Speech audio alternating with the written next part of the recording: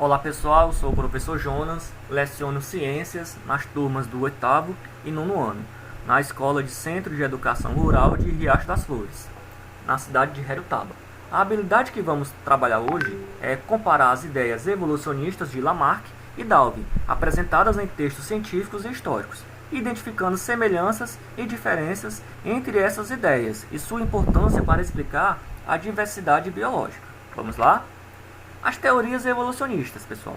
Até o século XVIII era bem defendida a ideia do fixismo ou criacionismo, ou seja, que os indivíduos foram criados e não sofreram modificação através do tempo, apresentando as mesmas características desde a sua criação até os dias atuais, né?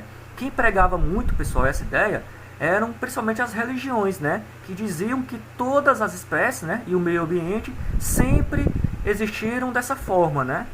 Entretanto, sabemos, né, que isso não é verdade, né? Com o conhecimento dos fósseis e o desenvolvimento da anatomia e embriologia, surgiram as teorias evolucionistas, que defendiam que os organismos sofriam mudanças ao longo do tempo. Mas, afinal de contas, no que se baseia a teoria evolucionista? As teorias evolucionistas afirmam que ocorreram mudanças nos organismos ao longo dos milhares de anos do planeta. Essas mudanças podem ser vistas, por exemplo, em fósseis de organismos que hoje não são encontrados na Terra, mas que possuem grandes semelhanças com organismos atuais. Todas as teorias evolutivas existentes falam em mudança, diferenciando-se apenas sobre a forma como essas mudanças ocorreram. Tá? As principais teorias, pessoal, evolucionistas, temos aqui o lamarckismo, tá? O darwinismo e o neodarwinismo, ou teoria sintética da evolução. Vamos conhecer um pouco sobre cada uma. O lamarckismo foi uma das primeiras teorias que explicaram a evolução dos seres vivos e foi proposta por Jean-Baptiste Lamarck, né? Para explicar a evolução, ele sugeriu duas leis, a lei do uso e desuso e a lei dos caracteres adquiridos. A lei do uso e desuso explica que, quando um organismo utiliza muito determinada parte do corpo, essa parte desenvolve-se mais que outras, e aquelas que não são utilizadas atrofiam-se. A lei da herança dos caracteres adquiridos, por sua vez, afirma que características adquiridas durante a vida podem ser transmitidas aos descendentes. Aqui eu coloquei uma situação, né, que o lamarckismo tentava explicar. Girafas esticaram seus pescoços para alcançar árvores maiores e depois de ficarem com os pescoços, né, mais compridos, seus filhos passaram a nascer com o pescoço mais comprido. Então, pessoal, sabemos que isso é muito falho, né? Já dá para perceber, né, que o lamarckismo ele apresenta alguns pontos falhos, né, que merecem destaque.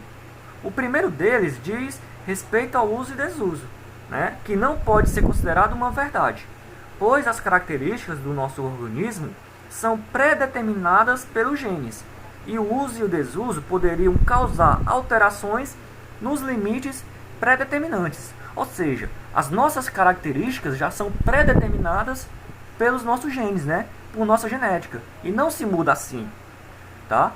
Como havia proposto o lamarckismo. Outro ponto, né, que merece destaque diz respeito às características adquiridas, que não podem ser transmitidas, pois não estão presentes na nossa informação genética. Por exemplo, pessoal, né, eu nasci com o cabelo preto, né, aí eu pinto de louro, tá? Então essa característica de cabelo louro eu não posso transmitir, né, aos meus filhos, porque não está incluso no meu código genético, certo? Aí que se torna falho, né, essa teoria do lamarckismo, né, por esses pontos. Vamos agora ao darwinismo. O darwinismo reúne as ideias evolucionistas propostas por Charles Darwin, né? Segundo esse pesquisador, as espécies modificam-se ao longo do tempo, em virtude da seleção natural.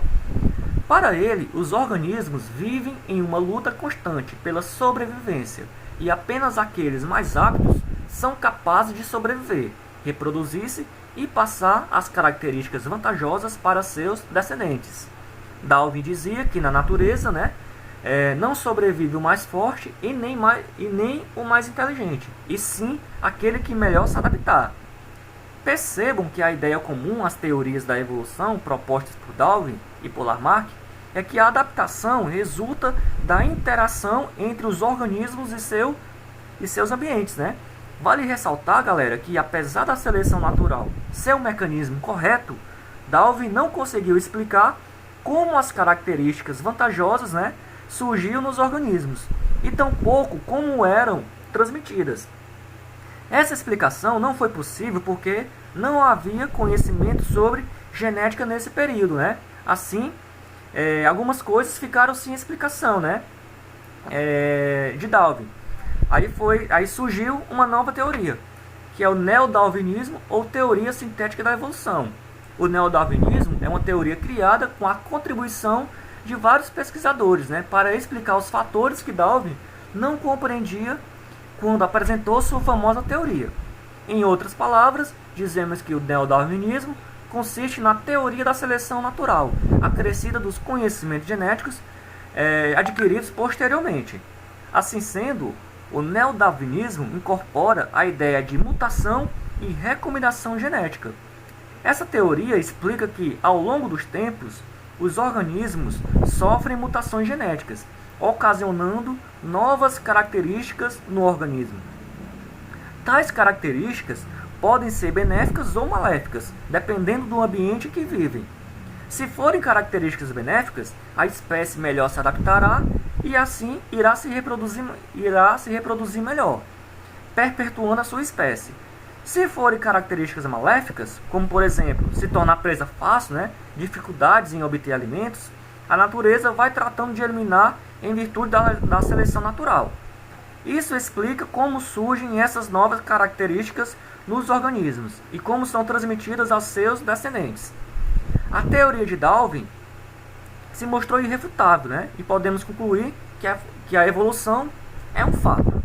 Assim, pessoal, paramos por aqui, certo? Desejo a todos bons estudos e até a próxima, ok?